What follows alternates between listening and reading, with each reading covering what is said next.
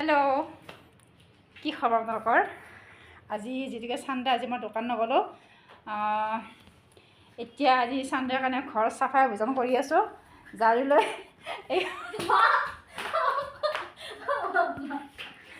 এইফালে দেখিছে ছানডেৰ কাৰণে 9টাত উঠিছে। 9টা ক'ত কৰা তুমি 9টা বজাত উঠি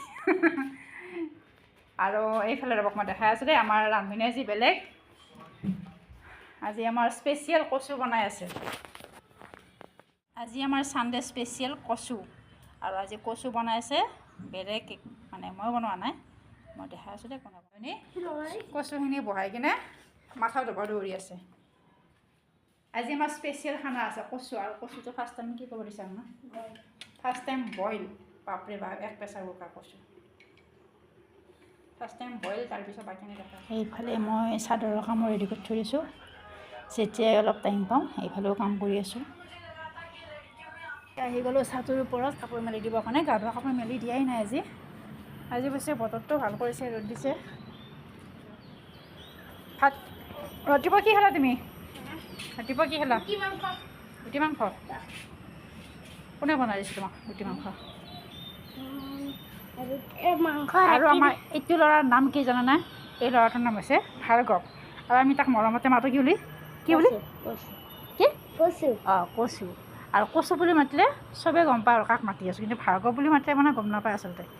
সেইকাৰণে নামটো কচুৱে হৈ গ'ল। ৰুটি আৰু মাংস খালা? এতিয়া মায়ে কচু বনাই আছে। কচুৱে ভাত খাবা নেকি? কচুৱেদি ভাত খাব। আমাৰ কচু বনোৱা হৈয়ে গ'ল আজি। বইল কৰি আদা আছে দেখোন। অলপ অলপকৈ বনাম মানে কিহে দি দিবা? ইয়াতে দি দিবা।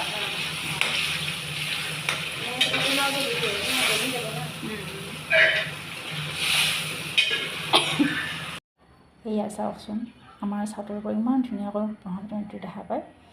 ব্ৰিজখন আধা বনোৱা হৈছে। এইটো হৈছে উত্তৰ গুৱাহাটীলৈ যোৱা এখন ব্ৰিজ। আমাৰ ইয়াৰ পৰা ধুনীয়াকৈ দেখা পায়। তো ভাবিলোঁ আপোনাক অকণমান দেখাই দিওঁ। যদি আমাৰ মোৰ ভিডিঅ'টো চাই ভাল লাগিছে, প্লিজ ধুনীয়াকৈ এটা কমেণ্ট কৰি দিব। আপোনালোকৰ কমেণ্টবিলাক পালে ভিডিঅ' কৰিবৰ কাৰণে মন যায়, সেইটো কাৰণতে কৈছোঁ। ধুনীয়াকৈ এটা কমেণ্ট কৰি দিব যদিহে ভাল লাগে মোৰ ভিডিঅ'টো চাই।